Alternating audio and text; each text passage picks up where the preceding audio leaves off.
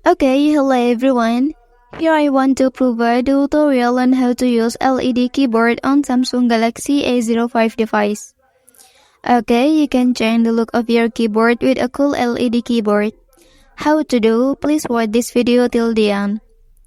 First of all, you can go to the Play Store on your device, and then here you can type LED keyboard, and then you can download this one.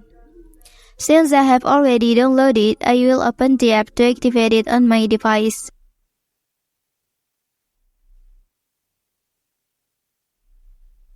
Okay, go ahead and click Get Started here.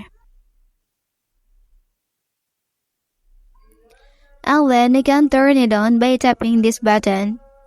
And then click OK. And then you can select LED keyboard.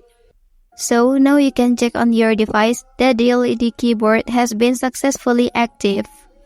Okay, that's the tutorial on how to use the LED keyboard on Samsung Galaxy A05 device.